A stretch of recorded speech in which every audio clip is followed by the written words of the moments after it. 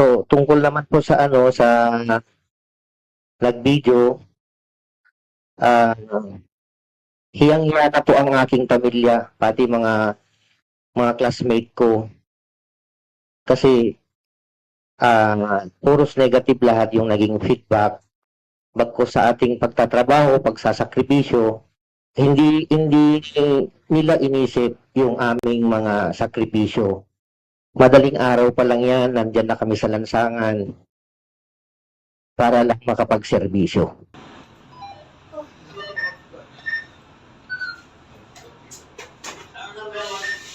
Kasi ay napaklat.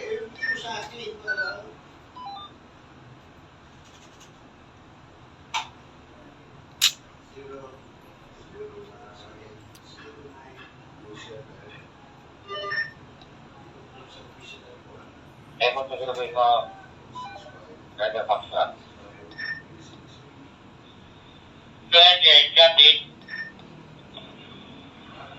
Ganun ka?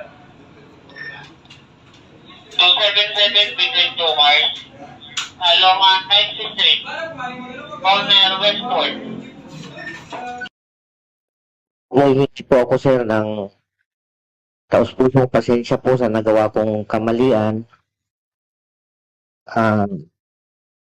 Sa lalong-lalo na po sa driver ng bus, inaamin ko na mali yung pagka-swerving ng sasakyan na yung coaster ng PNP papunta sa kaliwa.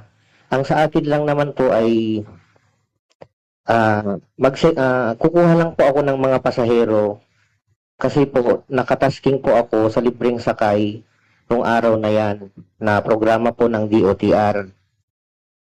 So in bad faith, ipinasok ko yung sasakyan, yung coaster po sa bus lane at naabutan yung hulian ng coaster kaya medyo nagkaroon ng